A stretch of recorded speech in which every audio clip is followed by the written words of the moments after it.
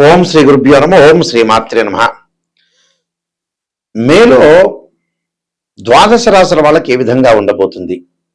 మే నెలలో ప్రత్యేకంగా కొన్ని గ్రహాల యొక్క మార్పులు అనేవి ఉన్నాయి. రాహు కుంభరాశిలోను, కేతు సింహరాశిలోను, గురు మిథున రాశిలోను సంచారం చేయటం జరుగుతుంది. శని కుజుడు మీనంలోను, ప్రథమార్థంలో, ద్వితీయార్థంలో కుజుడు మేషరాశిలోను, రవి మేషరాశిలోను, ప్రథమార్థం ద్వితీయార్థం వృషభ రాశిలో సంచారం చేయటం, శుక్రుడు వృషభ రాశిలోను మిథున రాశిలోను సంచారం చేయటం, అలానే రవి బుధులు మేషంలోను వృషభంలోను సంచారం చేయటం కూడా జరుగుతుంటుంది. అంటే గ్రహాల యొక్క మార్పులు అతి వేగంగా వెళుతూ ఉన్నాయి. ఉండటం వల్ల మే నెలలో ద్వాదశ రాశుల వాళ్ళకి ఏ విధంగా ఉండబోతుంది? ఇవన్నీ కూడా గోచారరీత్యా చెప్పబడే ఫలితాలు అని అంటారు. జన్మజాతకాన్ని అనుసరించే ఫలితాలు కావు. జన్మజాతకం అనేది చాలా ఇంపార్టెంట్, గోచారం కూడా ఇంపార్టెంట్. గోచారం అనేది 20% ఫలితాలు. అంటే ఉద్యోగము, వ్యాపారము, ఆరోగ్యము, వివాహము, సంతానము, వ్యవహారాలు, లావాదేవీలు, కోర్టు సమస్యలు, పోలీస్ స్టేషన్లు, ఇలాంటి విషయాలన్నింటినీ కూడా మన గోచార రీత్యా తెలుసుకోవచ్చు. ఎలా ఉండబోతుంది అంటే ఈ నెల రోజుల పాటు మనకి ఏ విధంగా జరగబోతుంది, ఎలాంటి నిర్ణయాలు తీసుకోవాలి, ఎలాంటి ఆరోగ్య సమస్యలు వచ్చే అవకాశం ఉంది, ఎలాంటి ప్రికాషన్స్ తీసుకోవాలి, ఎలాంటి ప్రికాషన్ తీసుకుంటే మనకు మంచి జరుగుతుంది. ఎప్పుడు కూడా జీవితంలో నెగిటివ్ తెలుసుకుంటేనే మనం పాజిటివ్ అవుతాం. పాజిటివ్ తెలుసుకోవటం వల్ల ఏమీ లాభాలు లేవు. నెగిటివ్ తెలుసుకుంటే ఎలాంటి దాన్ని మనం ఎలా ఓవర్కమ్ చేయటం, ఎలాంటి పదార్థం తింటే మనకు లోపం వస్తుంది, ఉద్యోగంలో ఎలాంటి నిర్ణయాలు తీసుకోవాలి, ఆఫీసులతో ఎలా మాట్లాడాలి, వ్యాపార పరంగా మనం ఎలా ఉండాలి అనేది ఆలోచన చేయడానికి ఒక మార్గం ఏంటంటే గోచారం. ఆ మార్గాన్ని మనం అనుసరించి మనం ముందుకెళ్ళానుకోండి, లైఫ్లో మనం లీడ్ చేసినట్టే. దానిలోనే ఒక మ్యాజిక్ ఉంది. కొంతమంది ఈ నెలలో మనం ఈ నెలలో కొంతమంది బంధుమిత్రులతోటి కలహాలు వచ్చే అవకాశం ఉంది అంటే వాళ్ళతో తక్కువ మాట్లాడాలి. ఆరోగ్యపరంగా లోపం జరుగుతుంది అని అంటే ఖచ్చితంగా ట్యాబ్లెట్ వాడాలి, భగవంతుడి యొక్క ఆరాధన చేయాలి. అంటే మన లైఫ్ను మనం ఓవర్కమ్ చేసుకోవటం అనేది మన చేతుల్లోనే ఉంటుంది. కాబట్టి ఈ గోచారరీత్యా వీళ్ళందరికీ కూడా ఏ విధంగా ఉందో ఒకసారి తెలుసుకుందాం. తెలుసుకొని మనం ముందుకెళ్తే మనకి మంచి సుఫలితాలు జరగాలని మనం ఆశించాలి. మీనరాశి వారికి మే నెలలో ఏ విధంగా ఉండబోతుందో చూద్దాం. మీనరాశి వాళ్ళకి ప్రధానంగా ఇక్కడ శుక్రుడు యొక్క ద్వితీయార్థంలో శుక్రుడు చతుర్థ స్థానంలో ఉండటం వల్ల ఆర్థిక పరంగా మెరుగైన ఫలితాలు రావటం ఒకటి, లోన్లు వచ్చే అవకాశాలు ఎక్కువగా ఉంటాయి, ఆకస్మికంగా ధనలాభం, అయితే మానసికంగా కొంత ఒత్తిడికి గురయ్యే అవకాశాలు ఎక్కువ ఉంటాం. ఉద్యోగపరంగా ఇబ్బందులు రాకుండా చూసుకోండి. అన్ని రహస్యాలన్నీ కూడా చెప్పొద్దండి. ఆరోగ్యాన్ని కూడా కొంత జాగ్రత్త పడాలి. ఎందుకంటే మీనరాశిలో శని ఉన్నాడు, బుధుడున్నాడు, కుజుడున్నాడు. ఎందుకంటే వీళ్ళకి ఎల్నాటి శని జరుగుతుంది. అయితే భయపడాల్సిన పని లేదు ఎల్నాటి శని గురించి. చాలామంది భయభ్రాంతులు చెందుతున్నారు. మన జాతకంలో ఏదైతే గ్రహస్థితి అనేది అనుకూలంగా ఉంటుందో, మనం పుట్టినప్పుడు గోచారం అనేది గోచారపరంగా కొన్ని విషయాలు ఇబ్బందులు పడుతున్నా జన్మజాతకం అనేది ఓవర్కమ్ చేసే అవకాశాలు ఎక్కువగా ఉంటాయి. కాబట్టి ఇక్కడ ఆరోగ్యపరంగా కొంత ఇబ్బందులు పడకుండా చూసుకోండి. దీర్ఘకాలిక వ్యాధులు ఉన్న వాళ్ళు జాగ్రత్త పడండి. ఉద్యోగపరంగా రవి యొక్క ప్రభావం వల్ల ఉచ్చస్థానంలో ఉంటారు. ఉద్యోగం అనేది అనుకూలంగా ఉంటుంది. నిరుద్యోగులకు కూడా మంచి ఉద్యోగ అవకాశాలు ఉంటాయి. మే నెలలో ద్వితీయార్థంలోనే వివాహ శుభ కార్యక్రమాలు జరిగే అవకాశం ఉండటం, అలానే తల్లి యొక్క ఆరోగ్య విషయంలో కొంత జాగ్రత్త ఉండాలి. మీనరాశి వాళ్ళకు వచ్చేటప్పుడు షష్టమంలో కేతు యొక్క సంచారం వల్ల కోర్టు సమస్యల పరిష్కారం కావటం, అన్నదమ్ముల మధ్యలో మ్యూచువల్ అండర్స్టాండింగ్ బాగా పెరగటం ఒకటి, నూతన వస్తువులు కొనుగోలు చేసే అవకాశాలు ఎక్కువ ఉంటుంది. విదేశాలకు వెళ్ళటం అనేది కొంత వాయిదా పడే అవకాశాలు ఎక్కువ ఉంటుంది. అంటే భాగస్వామ్య వ్యాపారం చేసే వ్యక్తులకి నూతన వ్యాపారాన్ని మీరు ప్రారంభం చేయాలంటే మే 15వ తారీఖు తర్వాత వ్యాపారాన్ని ప్రారంభం చేయండి. ఉన్న వ్యాపారాన్ని జాగ్రత్తగా ఉంచండి. అలానే ఉద్యోగస్తులకు అనుకూలమైన కాలం, వ్యాపార యజమానులకు అనుకూలంగా ఉండటం, ఆర్థిక పరంగా స్థిరత్వం బాగా పెరగటం, విదేశాలకు వెళ్ళటం అనేది కొంత వాయిదాలు పడే అవకాశాలు ఎక్కువగా ఉంటాయి. కాబట్టి మీరు ఎలాంటి ఆందోళన పడకుండా ఉద్యోగము, నూతన వ్యాపారాలు 15వ తారీఖు తర్వాత ప్రారంభం చేయాలి. వివాహాది శుభ కార్యక్రమాలు కూడా మే 15 తర్వాత ప్రారంభం చేయాలి. విదేశాలకి ఏదన్నా వెళ్ళాలనుకున్న వాళ్ళు కూడా ఖచ్చితంగా వాళ్ళు ద్వితీయార్థంలోనే మే 15 తర్వాతనే అనుసరించాలి. కాబట్టి వీళ్ళ ఆరోగ్యపరంగా ఇబ్బందులు లేకుండా 15వ తారీఖు వరకు కూడా వాహన ప్రమాదాలు జరగకుండా, బంధుమిత్రులతో గొడవలు జరగకుండా చూసుకోవడం ఇంపార్టెంట్. బంధుమిత్రులతో ఏమాత్రం గొడవలు జరిగినా కూడా తగాదలు, రిస్క్ ఎక్కువగా వచ్చే అవకాశాలు ఉంటాయి.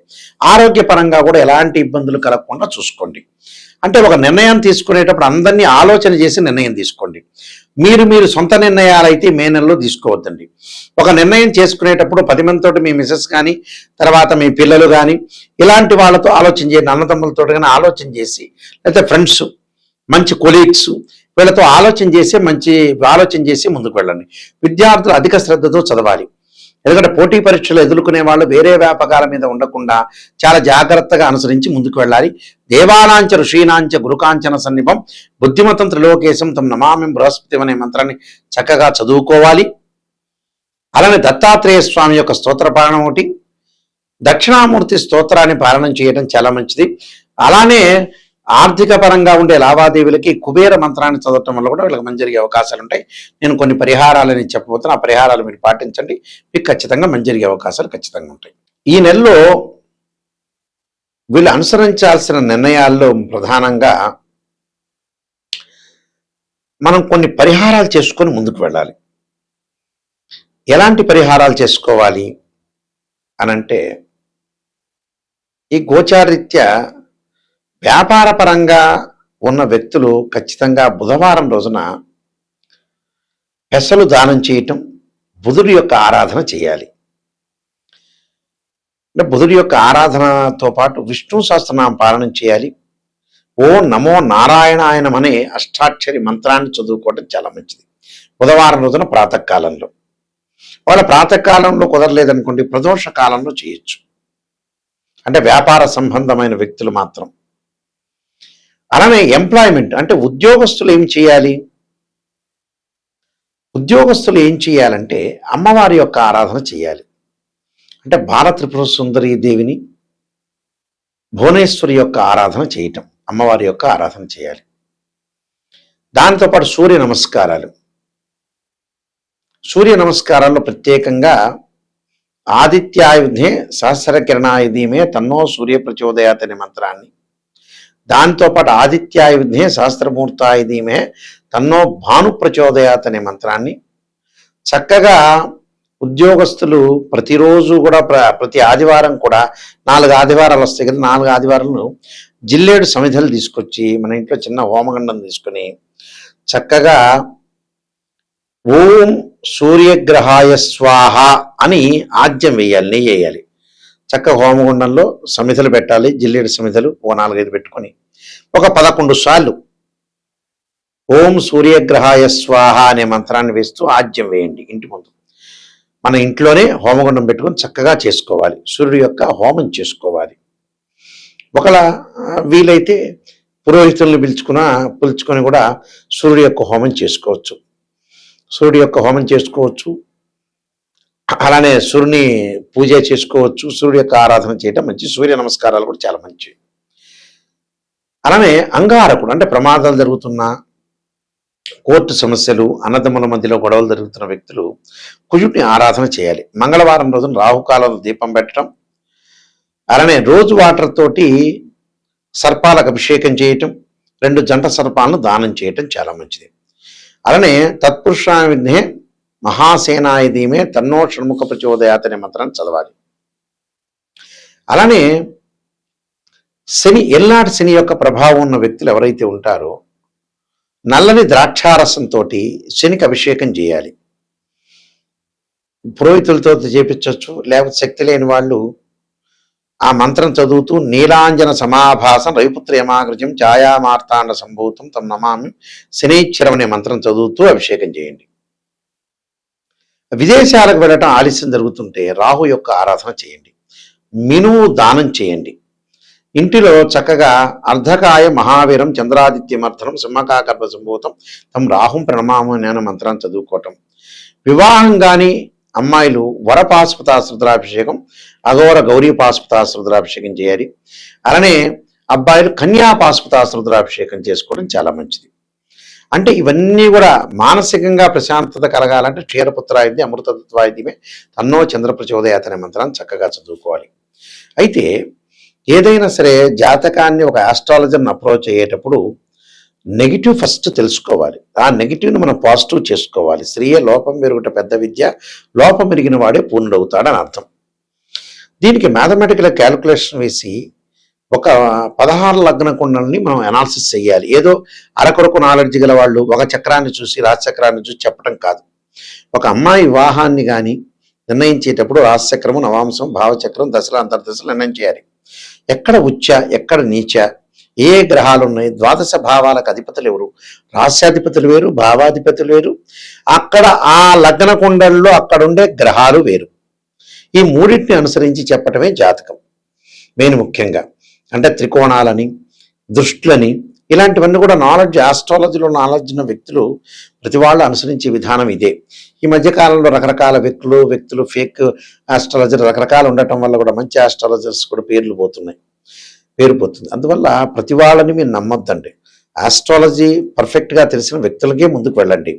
అయితే మీరు బుక్స్ చదవచ్చు. నేను నెంబర్ ఆఫ్ ఆస్ట్రాలజీ బుక్స్ రాశాను. 15 పుస్తకాలు రాశాను. ఇంగ్లీష్లో 3 రాశాను. 18 పుస్తకాలు రాశాను. అందులో కాలసర్పయోగం అని, కాలసర్పయోగ దోషం, కాలసర్పయోగ చంద్రిక, రాహుకేతులు, ఛాయాగ్రహాలు, స్వప్నశాస్త్ర పరదీపిక, జాతక చంద్రిక, వివాహ మార్తాండము, సర్వదేవతా గోత్రాలు పార్ట్ 1, పార్ట్ 2, పుత్రగణపతి వ్రతము, అలానే ప్రొడక్షన్ ఆఫ్ ఆస్ట్రాలజీ, ఇలాంటి నెంబర్ ఆఫ్ ఆస్ట్రాలజీ బుక్స్ రాశా.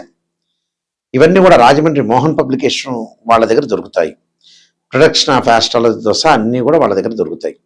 ఇవన్నీ కూడా నాలెడ్జ్ అనేది చాలా ఇంపార్టెంట్. ఆస్ట్రాలజీ చెప్పేటప్పుడు ఒక మ్యాథమెటికల్ క్యాలిక్యులేషను, డిగ్రీలో క్యాలిక్యులేషన్ చేయటం, అలానే మీరు కూడా నెగిటివ్ అనేది తెలుసుకోవాలి. నెగిటివ్ తెలుసుకుని పాజిటివ్ తెలుసుకుంటే చాలు. ఎందుకంటే మనం ఎప్పటికైనా చనిపోవటం గ్యారంటీ.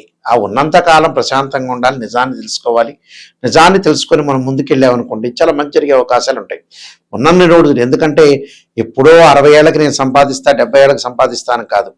మనం ముందుగానే రియలైజేషన్ కావాలి. పిల్లల యొక్క పెళ్ళిళ్ళు చేయాలి, నిజాన్ని తెలుసుకోవాలి. నిజాన్ని తెలుసుకుంటేనే మనం ముందుకు వెళ్ళే అవకాశాలు ఖచ్చితంగా ఉంటాయి. ఖచ్చితంగా జాతకంలో నన్ను అప్రోచ్ అయ్యేవాళ్ళు, నిజాన్ని తెలుసుకునే వాళ్ళు మాత్రమే నాయకంటి మల్లికార్జున శర్మ గారికి ఫోన్ చేయండి. నిజం వద్దు, ఏదో పొగడండి అంటే వేరే ఆస్ట్రాలజీ దగ్గరికి వెళ్ళండి. అలానే నా వెబ్సైట్ www.nayakanti.com, nayakanti.in ఉంటుంది. అలానే స్క్రీన్ పైన స్క్రోలింగ్ అవుతున్న నెంబర్ నా దగ్గరికే వస్తుంది. నేనే ఫోన్ తీస్తాను. మీరు ఎలాంటి ప్రాబ్లం లేదు, అన్ని విషయాలు నాతో చర్చించవచ్చు. ఏదైనా మీ ప్రాబ్లమ్స్ ఉంటే కూడా నాతో చెప్పుకోండి.